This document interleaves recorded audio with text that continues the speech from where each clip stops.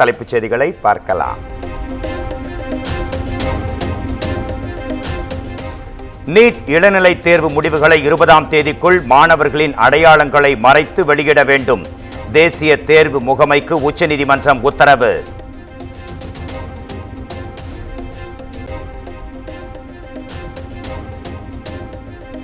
NEET வினாத்தாள் கசிவு வழக்கில் பாட்னா எய்ம்ஸ் மருத்துவமனையில் படித்த 4 மாணவர்கள் கைது.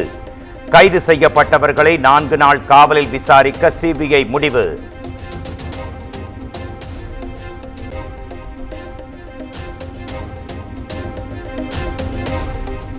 தமிழ்நாட்டின் சட்டம் ஒழுங்கு நிலை குறித்து தலைமைச் செயலாளர் சிவ்தாஸ் மீனா ஆலோசனை. கூட்டத்தில் ஆம்ஸ்ட்ராங் கொலை வழக்கில் எடுக்கப்பட்டுள்ள நடவடிக்கைகள் குறித்து விவாதம்.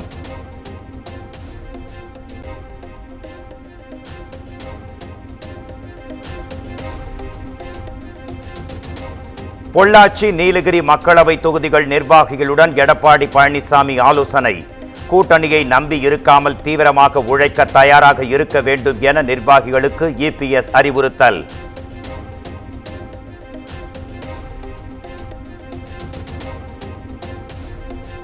மக்களவைத் தேர்தலில் ராமநாதபுரத்தில் நவாஸ்கனி வெற்றியை எதிர்த்து உயர்நீதிமன்றத்தில் வழக்கு தொடர்ந்த ஓ பன்னீர்செல்வம். நெல்லையில் ராபர்ட் ப்ரூஸ் வெற்றியை எதிர்த்து நயினார் நாகேந்திரனும், விருதுநகரில் மாணிக்கம் தாக்கூர் வெற்றியை எதிர்த்து விஜய பிரபாகரும் வழக்கு.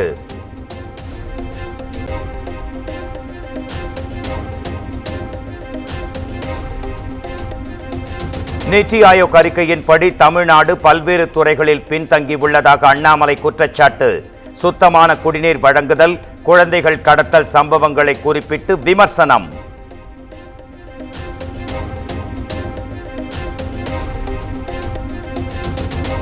சசிகலாவின் சுற்றுப்பயணம் அதிமுகவில் எந்த தாக்கத்தையும் ஏற்படுத்தாது, கருவாடு மீன் ஆகாது என்றும் மதுரையில் அதிமுக முன்னாள் அமைச்சர் ஆர்பி உதயகுமார் விமர்சனம்.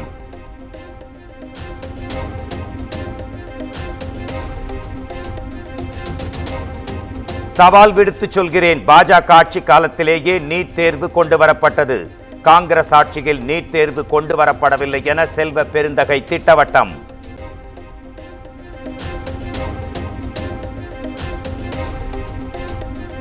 அரசு பேருந்துகளிலும் தனியார் வணிக நிறுவனங்களின் பெயர் பலகைகளிலும் உள்ள ஆங்கில விளம்பரங்கள் ஒழுங்குபடுத்தப்படும்.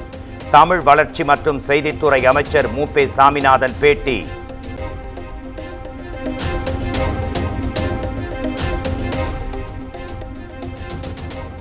சட்டவிரோத பணப்பரிமாற்ற தடை சட்ட வழக்கில் செந்தில் பாலாஜியை விடுவிக்க சென்னை முதன்மை அமர்வு நீதிமன்றம் மறுப்பு. ஜூலை 22ஆம் தேதி செந்தில் பாலாஜியை நேரில் ஆஜர்படுத்தவும் உத்தரவு.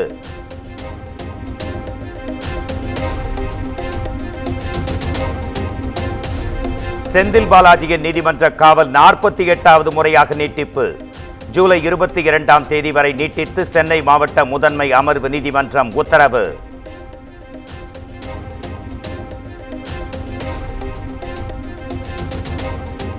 ஆம்ஸ்ட்ராங் கொலை வழக்கில் பிரபல ரவுடி சம்போ செந்திலுக்கு போலீசார் வலைவீச்சு. பணப்பரிமாற்றத்தை வைத்து அடுத்தடுத்து துப்பு துலக்கும் காவல்துறை.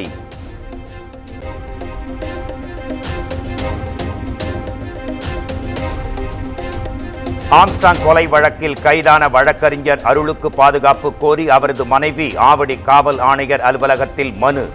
அருளை மீண்டும் போலீஸ் காவலில் எடுக்கக்கூடாது என்றும் மனுவில் கோரிக்கை.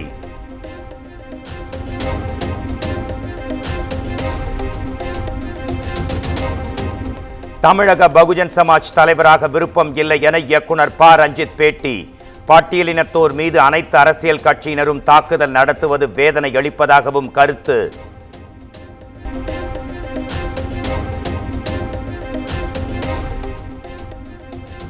நில மோசடி வழக்கில் எம்.ஆர். விஜயபாஸ்கர் ஜாமீன் கோரி தாக்கல் செய்த மனு ஒத்திவைப்பு. வரும் 22ஆம் தேதிக்கு தள்ளி வைத்து கரூர் குற்றவியல் நடுவர் நீதிமன்றம் உத்தரவு.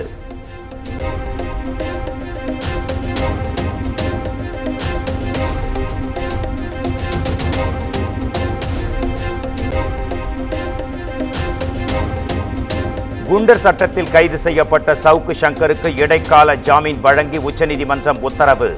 மற்ற வழக்குகளுக்கு இடைக்கால ஜாமீன் பொருந்தாது எனவும் விளக்கம்.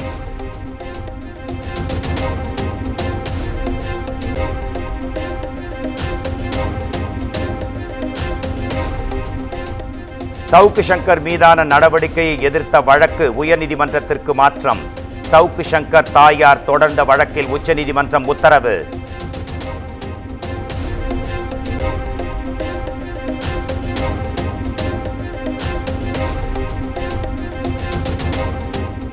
குரூப் 2A தேர்வில் தணிக்கையாளர் பதவிகளுக்கு தேர்வானவர்களை பணியில் எடுக்க டிஎன்பிஎஸ்சி மறுப்பு.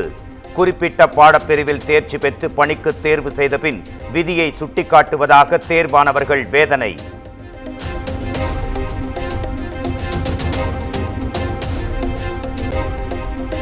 சென்னை காவல் ஆணையர் அருணுடன் கடலோர பாதுகாப்பு படை ஐஜி சந்திப்பு.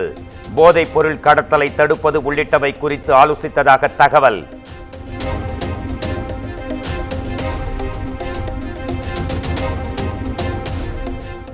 கர்நாடக அணைகளில் இருந்து தமிழ்நாட்டிற்கு உபரிநீர் திறப்பு அதிகரிப்பு. கபினி, கிருஷ்ணராஜசாகர் அணைகளிலிருந்து 75,748 கன அடி நீர் திறப்பு.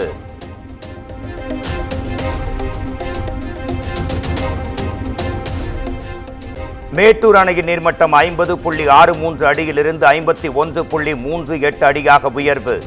நீர்வரத்து வினாடிக்கு 27,665 கன அடியிலிருந்து 31,102 கன அடியாக அதிகரிப்பு.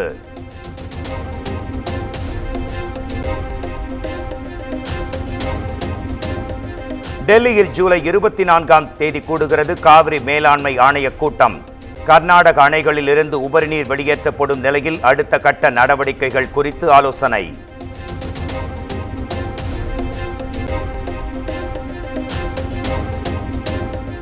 கோவை சித்திரைச்சாவடி தடுப்பணையில் ஆர்ப்பரித்து செல்லும் வெள்ளம். கரையோர மக்கள் பாதுகாப்பாக இருக்க மாவட்ட நிர்வாகம் அறிவுறுத்தல்.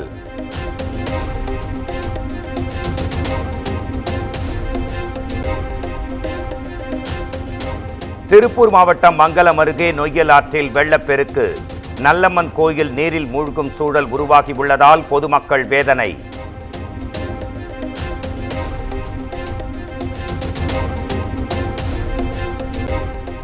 கேரளாவில் தீவிரமடைந்துள்ள தென்மேற்கு பருவமழையின் எதிரொலி. கூடலூர் மேற்கு தொடர்ச்சி மலையில் உள்ள சுரங்கநாறு நீர்வீழ்ச்சியில் வெள்ளப்பெருக்கு.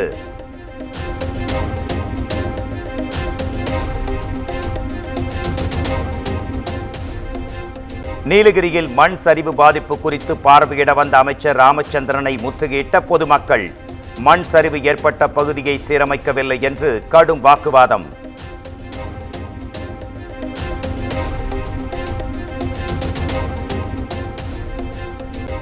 கர்நாடக மாநிலம் குடகு மாவட்டம் மடிகேரியில் தொடர்ந்து கனமழை.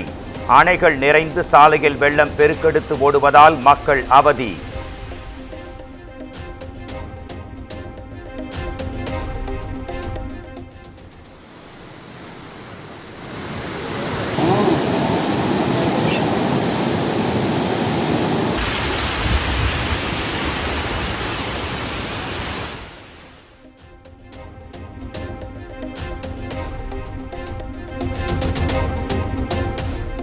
கனமழை எச்சரிக்கை காரணமாக புதுச்சேரியின் மாஹேவில் உள்ள கல்வி நிறுவனங்களுக்கு வெள்ளிக்கிழமை விடுமுறை. கேரள மாநிலம் கண்ணூர் மற்றும் கோழிக்கோடு ஆகிய மாவட்டங்களில் கனமழை எச்சரிக்கை விடுக்கப்பட்டிருக்கும் நிலையில் அறிவிப்பு.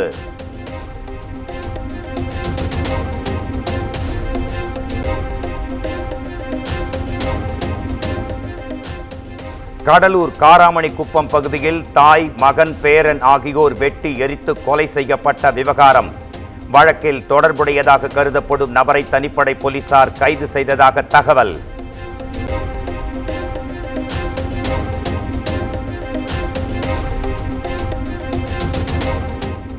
மதுரை நாம் தமிழர் கட்சியின் நிர்வாகி கொலை வழக்கில் மேலும் 5 பேர் கைது. ஏற்கனவே 6 பேர் கைது செய்யப்பட்ட நிலையில் ஆயுதங்கள் வழங்கிய புகாரின் பேரில் நடவடிக்கை.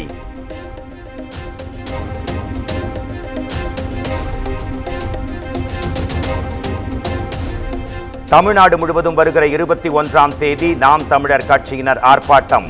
சட்டம் ஒழுங்கு சீர்கேடு மற்றும் மின் கட்டண உயர்வை கண்டித்து நடைபெறும் என அறிவிப்பு.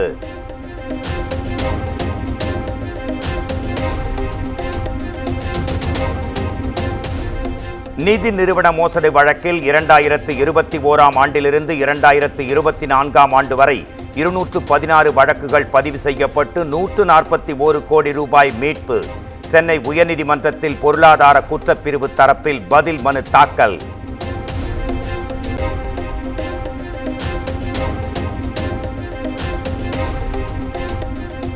கன்னியாகுமரி மாவட்டம் வியன்னூர் பகுதியில் தொழில் அதிபரின் வீட்டில் 200 சவரன் நகைகள் கொள்ளை.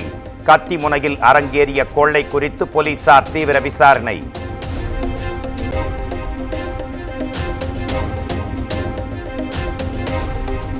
சிவகங்கையில் பாரம்பரியம் மாறாமல் மாட்டு வண்டியில் அழகர் கோயிலுக்கு சென்ற நாட்டார்கள்.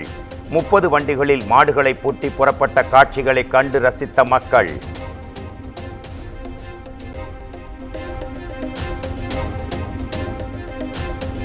காரைக்காலில் ஒரு நாள் மாவட்ட ஆட்சியராக தேர்வு செய்யப்பட்ட அரசு பள்ளி மாணவி லித்யா ஸ்ரீக்கு குவியும் பாராட்டுகள். ஒரே நாளில் அனைத்து துறை அலுவலகங்களிலும் ஆய்வு நடத்தி அசத்தினார்.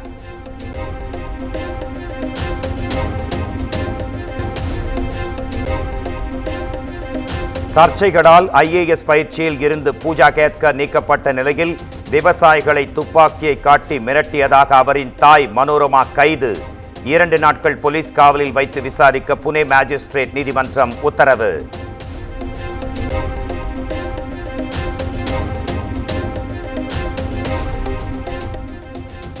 மும்பை பங்குச்சந்தை குறியீட்டு எண் சென்செக்ஸ் 81,522 புள்ளிகளை தொட்டு சாதனை. தேசிய பங்குச்சந்தை குறியீட்டு எண் நிஃப்டியும் இதுவரை இல்லாத அளவு 24,837 புள்ளிகளை கடந்தது.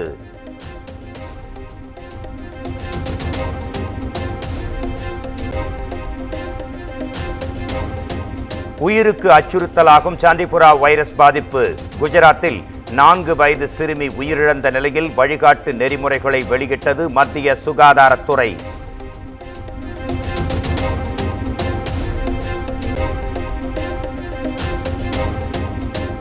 தென்கொரியாவில் தன்பால் ஈர்ப்பு ஜோடிகளுக்கும் அரசு சலுகைகளை வழங்க உச்சநீதிமன்றம் உத்தரவு. சலுகைகளை மறுப்பது தனியுரிமை சுதந்திரம், மனித கண்ணியத்திற்கு எதிரானது என்றும் கருத்து.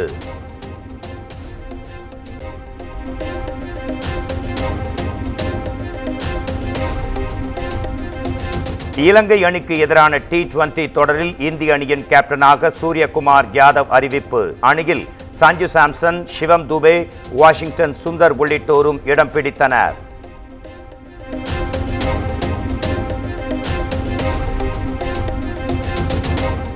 ராஜ்குமார் பெரியசாமி இயக்கத்தில் சிவகார்த்திகேயன் நடிப்பில் உருவான அமரன் திரைப்படம். தீபாவளி என்று வெளியாகும் படத்திற்கு இயக்குனர் லோகேஷ் கனகராஜ் வாழ்த்து.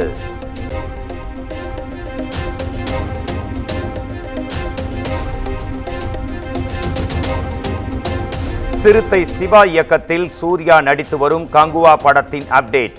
ஃபயர் என்ற முதல் பாடல் ஜூலை 23ஆம் தேதி வெளியீடு.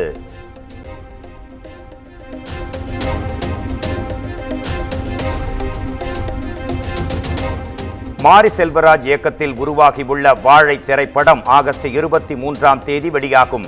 படக்குழு அதிகாரப்பூர்வ அறிவிப்பு.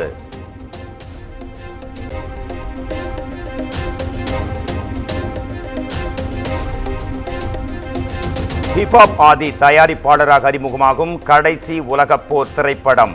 படத்தின் ஃபர்ஸ்ட் லுக் போஸ்டரை வெளியிட்டது படக்குழு.